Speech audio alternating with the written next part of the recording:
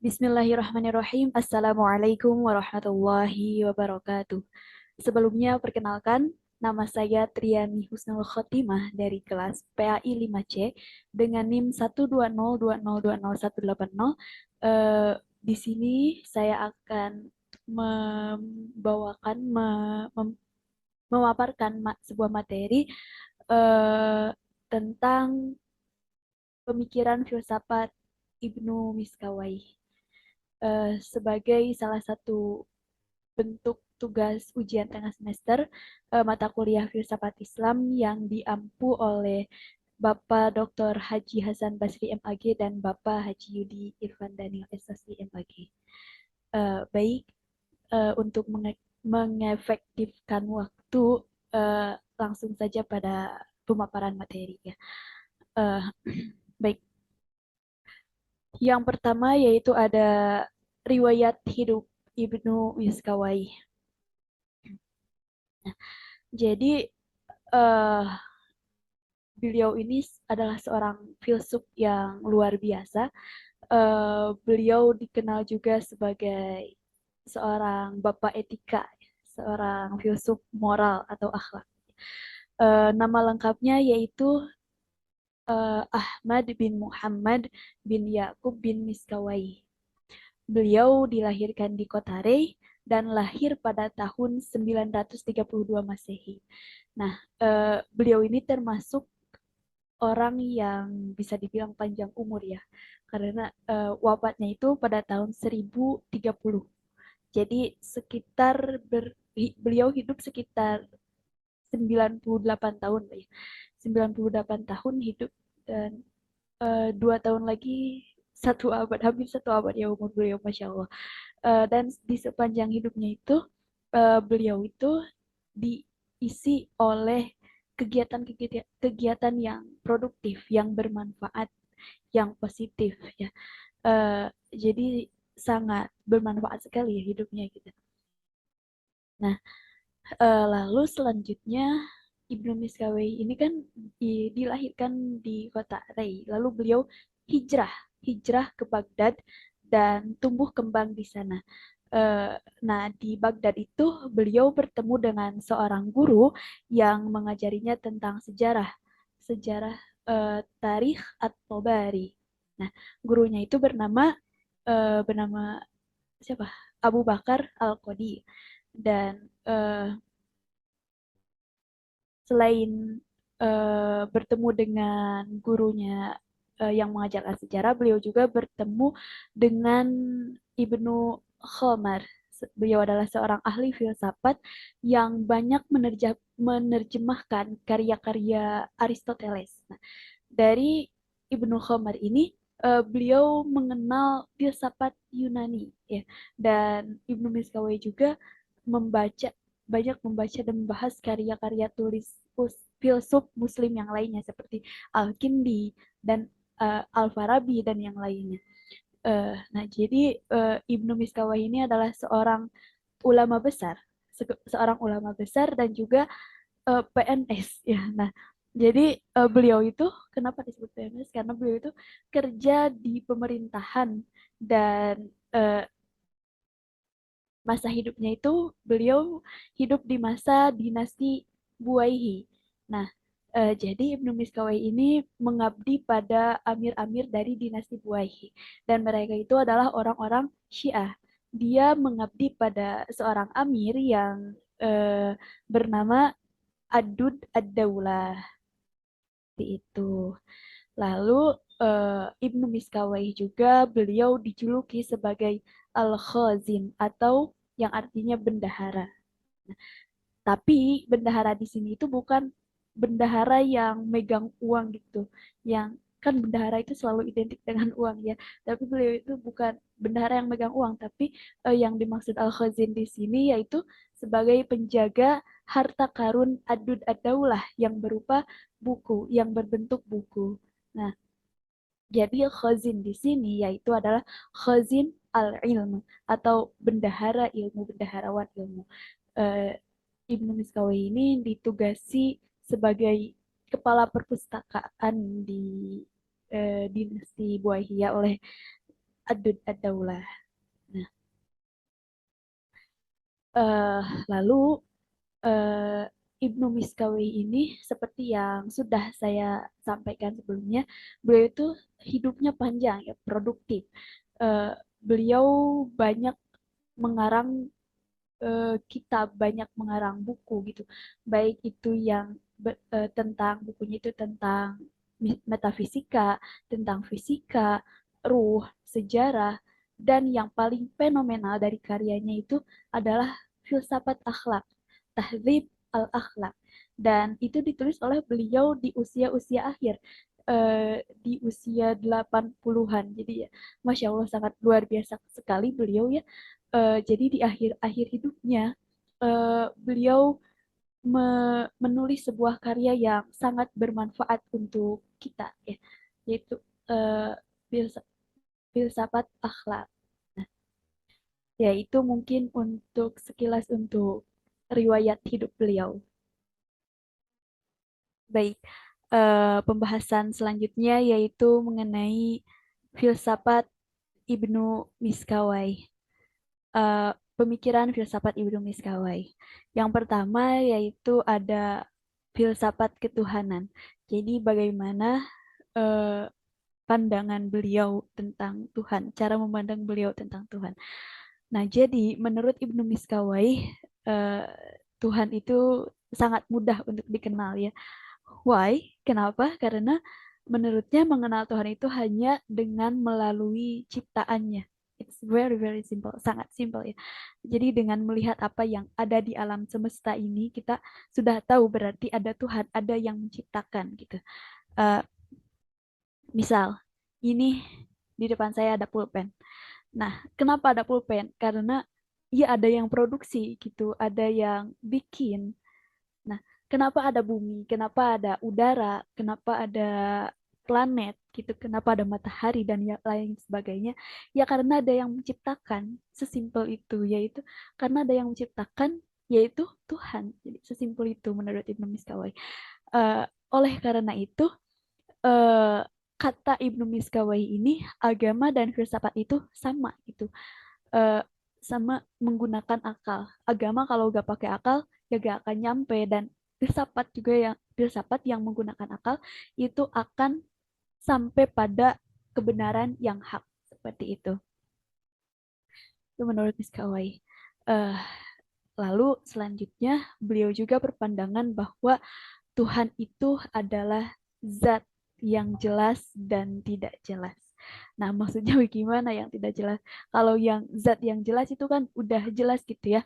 Tuhan itu sebagai pencipta gitu, gak perlu diraguin lagi, udah ada tanda-tandanya, udah kelihatan gitu di sekitar kita. Ada ada kelihatan gitu, nggak perlu diraguin lagi. Nah, kalau yang tidak jelas itu maksudnya gimana? Nah, jadi menurutnya ketidakjelasan Tuhan itu bukan karena Tuhannya yang tidak jelas, tapi karena keterbatasan akal kita sebagai manusia untuk mengakses hakikat dari Tuhan itu sendiri. Jadi kejelasan Tuhan itu terkadang menjadi kabur. Kapan? Ketika manusia tidak bisa menggunakan akalnya dengan jernih. Jadi terhalang gitu, terhijab oleh hal-hal lain seperti egonya, kesoktahuannya dan lain sebagainya, yang akhirnya dia tidak bisa mendapatkan kejelasan tentang zatnya Tuhan seperti itu. Itu eh, menurut Ibnu Miskawai tentang ketuhanan ya, filsafat Ibnu Miskawai tentang ketuhanan. Yang selanjutnya yaitu filsafat kenabian.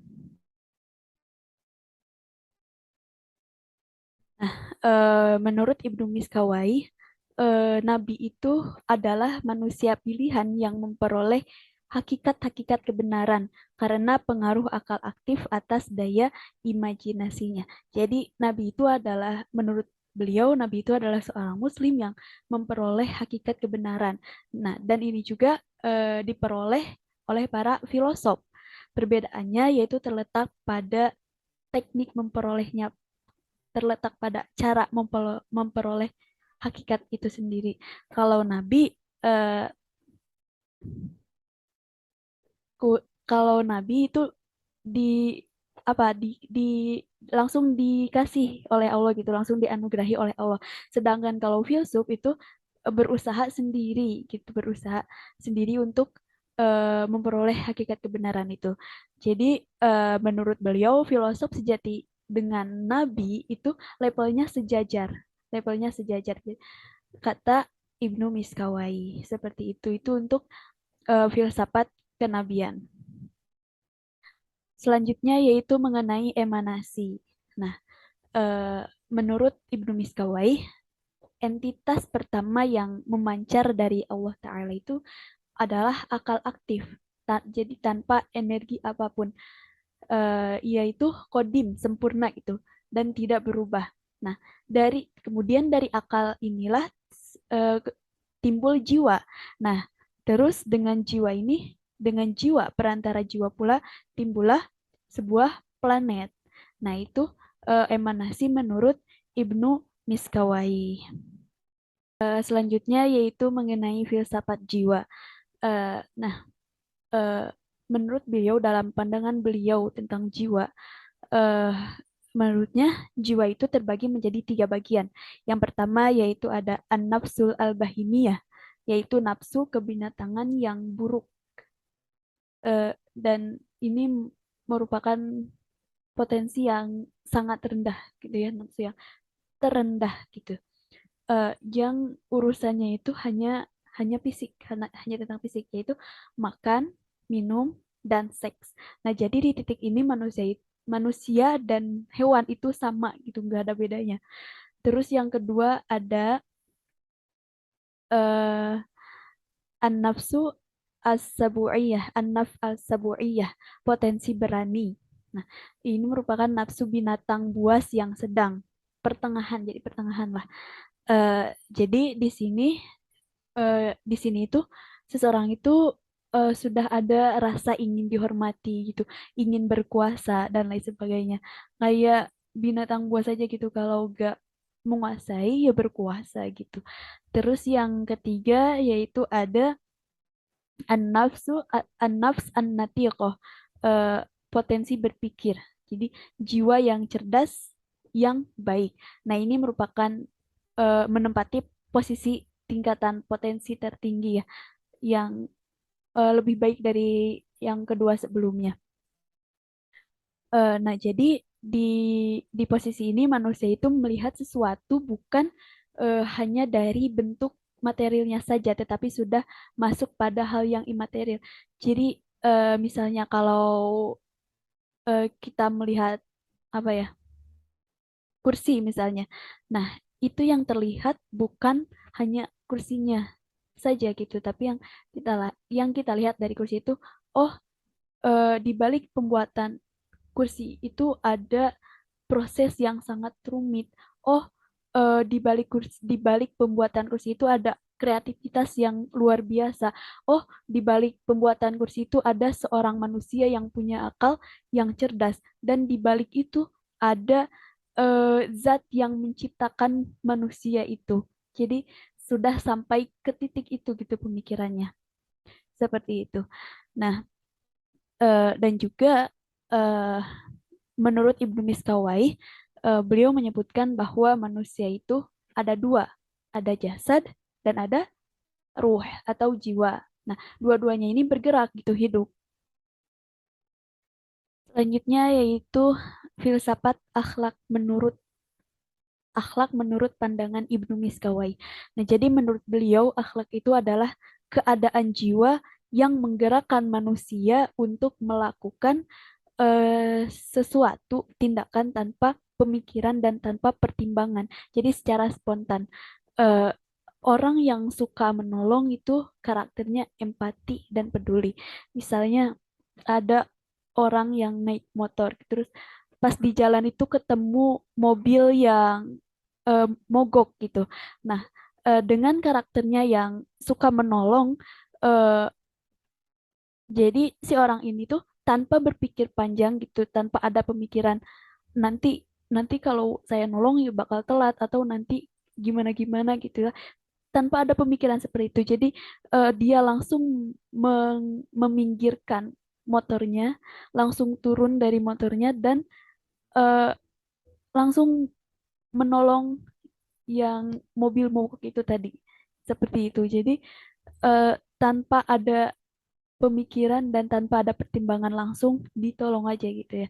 Nah, dan menurut Ibnu Miskawai karakter ini bisa dirubah gitu dengan apa? Dengan pendidikan dan juga pengajaran. Jadi nggak ada orang yang karakternya di awal itu langsung terlahir sebagai pemalas. Nah, itu nggak ada, ya mungkin ada dari gennya, tapi itu bisa diubah dengan pendidikan dan pengajaran. Jadi eh, tujuan pendidikan menurut Ibnu Miskawai itu adalah terwujudnya batin yang mampu mendorong secara spontan kecenderungan kecenderungan kepada perbuatan yang baik sehingga nantinya itu mencapai kesempurnaan jiwa yang sempurna. Jadi supaya anak didik itu terdorong jiwanya untuk melakukan hal-hal yang baik, yang positif secara spontan. Nah, jadi menurut beliau Ibnu Miskawai itu watak itu apa ya, bisa diperoleh melalui kebiasaan atau latihan gitu dengan pendidikan dan pengajaran. Seperti itu untuk filsafat akhlak. Nah, yang terakhir yaitu ada pengaruh filsafat Ibnu Miskawai. Untuk pengaruh filsafat Ibnu Miskawai, mohon maaf. Nah, jadi eh, orisinal orisinalitas pemikiran Ibnu Miskawai ini sangat berpengaruh baik selama dia masih hidup maupun eh, beliau sudah meninggal. Ya, terbukti gitu Ibnu Miskawai ini memadukan pemikiran Plato, Aristoteles, Neoplatonisme, Pitagoras dan lain sebagainya itu bukan sekedar menunjukkan kebiasaannya untuk mengumpulkan teori saja gitu, melainkan lebih sebagai usaha kreatif dalam menggunakan pendekatan-pendekatan yang berbeda gitu untuk menyoroti isu-isu penting. Nah, juga selain itu, pemikiran Ibnu Miskawai juga banyak memberikan pengaruh terhadap pemikiran Al-Ghazali, terutama tentang pembahasan proses penciptaan alam dan filsafat moral. Jadi eh, banyak gitu berpengaruh terhadap pemikiran filsafat Al-Ghazali. Nah, mungkin eh, itu materi yang dapat saya sampaikan. Mohon maaf jika masih banyak kekurangan, masih banyak kesalahan. Saya mohon maaf. Terima kasih atas perhatiannya. Wassalamualaikum warahmatullahi wabarakatuh.